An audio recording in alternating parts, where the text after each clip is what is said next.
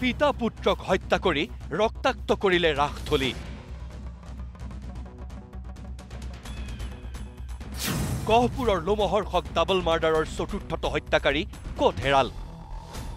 10 minute নিচিনাকে মানুহ কেনেকে জীয়াই থাকিব? সিহঁতক অতি সোনকালে ফাঁচি দিয়ক। কৃষ্ণ বৰদলৈ, অকণ বৰদলৈ, মদন বৰদলৈ, জিতু বৰা চাৰিটাই মাৰিছে। 4 হত্যাকাৰীৰ ফাঁচীৰ দাবীত এতিয়াও অটল গহপুৰৰ কলাবাৰীৰ ৰাইজ।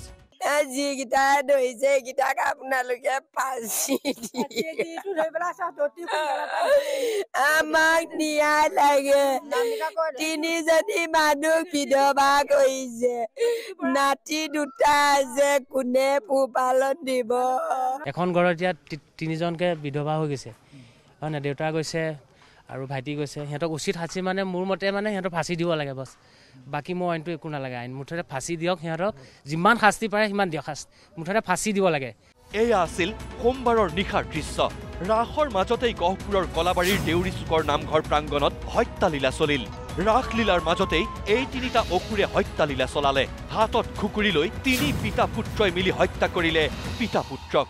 হিতেশ্বৰ শইকীয়া আৰু সীমান্ত শইকীয়াক হত্যা কৰি ৰাসথলী ৰক্তাক্ত কৰিলে কৃষ্ণ বৰদলৈ, মদন বৰদলৈ আৰু অকণ বৰদলৈয়ে।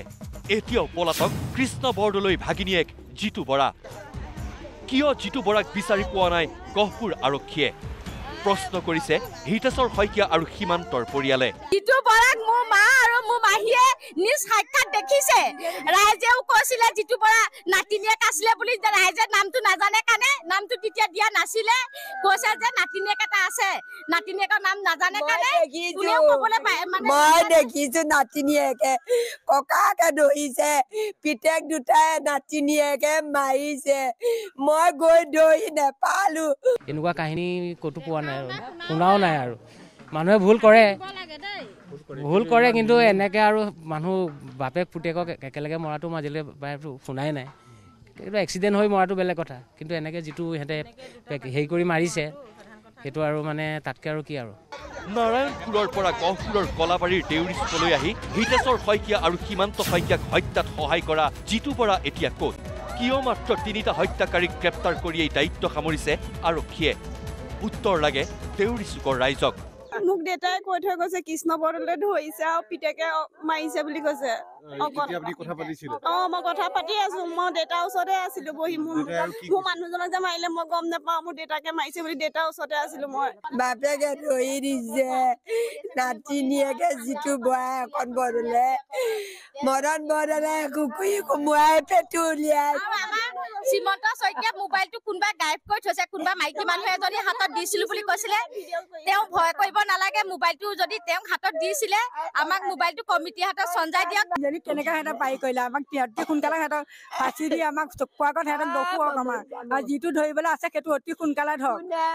আমি এনেকে চাই থাকিব নোৱাৰো। আমি চিতা ধৰিব নোৱাৰে। আমাক ৰাইজক কওক, আমি ঘৰৰ মানুহে যি কৰিব লাগে আমি কৰিম। আপোনালোকে সিহঁতক ন্যায় দিয়ক, অতি সোনকালে ফাঁচি দিয়ক।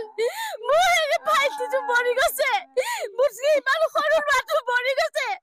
আপোনালোকে যদি জিতু বৰাক এৰেষ্ট কৰিব নোৱাৰে আমাক কওক, আমি হাইলাইটত তুলি ল'বলৈ আপোনালোকে বাধ্য নকৰাব। পিতা পুত্ৰক হত্যা কৰি এটা পৰিয়ালক নিথৰুৱা কৰা এইকেইটা হত্যাকাৰীৰ শাস্তি কি হ'ব? কেতিয়ালৈ জালত পৰিব চতুৰ্থটো হত্যাকাৰী? ন্যায় পাবনে দুৰ্ভগীয়া মাতৃ, পত্নী আৰু কণমানি সন্তানে? উচিত তদন্তৰ আশাত বন্দী এওঁলোক।